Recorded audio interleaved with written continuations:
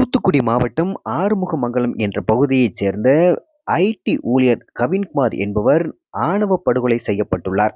பின்னணியில் என்ன? எதனால் இவர் ஆணவ படுகொலை செய்யப்பட்டார்?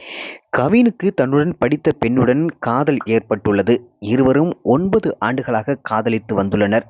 இருவரும் ஒரே பள்ளியில் படித்தவர்கள் என்பதும் குறிப்பிடத்தக்கது. கவினும் அந்த பெண்ணும் வேறு வேறு சமூகத்தைச் சேர்ந்தவர்கள். கவின் சென்னையில் ஐடி ஊழியராக பணிபுரிந்து வருகிறார். அந்த பெண் பாளையங்கோட்டையில் சித்தா மருத்துவராக பணிபுரிந்து வருகிறார். கவின் தன் சொந்த ஊருக்கு வரும்பொழுதெல்லாம் பாளையங்கோட்டைக்கு சென்று அந்த பெண்ணை சந்திப்பது, பழகுவது உள்ளிட்டவை நடந்துள்ளது. இவை இரு வீட்டாருக்கும் தெரிந்துள்ளது. கவினும் அந்த பெண்ணும் பழகுவது பெண் வீட்டாருக்கு பிடிக்கவில்லை. அந்த பெண்ணின் தந்தையான சரவணன், தாயான கிருஷ்ணகுமாரி இருவரும் காவல்துறையில் பணிபுரிபவர்கள் என்பதும் குறிப்பிடத்தக்கது. இந்த நிலையில் பெண்ணின் சகோதரர் சுர்ஜித் ஏற்கனவே கவினை அழைத்து எச்சரித்ததாகவும், இனி நீ பேசக்கூடாது, பழகக்கூடாது என்று எச்சரித்ததாகவும் கூறப்படுகிறது.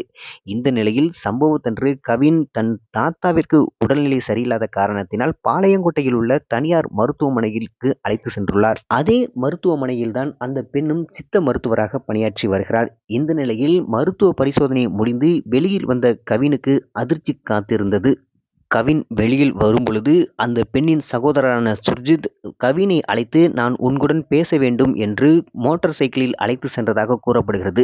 அங்கிருந்து அழைத்து கொண்டு சிறிது தூரம் கடந்த பிறகு தான் மறைத்து வைத்திருந்த மிளகாய் பொடியை கவினின் மூஞ்சில் தூவி தான் மறைத்து வைத்திருந்த ஆயுதத்தால் கவினை தாக்கி கொன்றதாக கூறப்படுகிறது.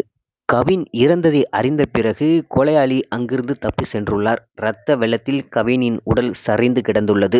பிறகு சம்பவ இடத்திற்கு வந்த காவல்துறை கவினின் உடலை கைப்பற்றி பிரேத பரிசோதனைக்கு மருத்துவமனைக்கு அனுப்பி வைக்கப்பட்டுள்ளது. இந்த நிலையில் கவினின் உறவினர்கள் சாலை மறியலில் ஈடுபட்டுள்ளனர். கொலையாளி சுர்ஜித் காவல் நிலையத்தில் சரண்டரான நிலையில் அந்த பெண் மற்றும் பெண்ணின் தாய் தந்தை இருவரையும் இந்த வழக்கில் சேர்க்க வேண்டும் என்று கவினின் உறவினர்கள் சாலை மறியலில் ஈடுபட்டனர். இவர்கள் மூவரையும் இந்த வழக்கில் சேர்த்து கைது செய்யவில்லை என்றால் கவினின் உடலை வாங்க முடியாது என உறவினர்கள் தெரிவித்து வருகின்றனர். இந்த நிலையில் உறவினர்களிடம் காவல்துறையினர் சமாதான பேச்சுவார்த்தை நடத்தி வந்ததாகவும் கூறப்படுகிறது. 24 மணி நேரத்திற்குள் உரிய நடவடிக்கை எடுக்கப்படும் என்றும் கூறப்பட்டுள்ளதாக தகவல்கள் வெளியாகியுள்ளது.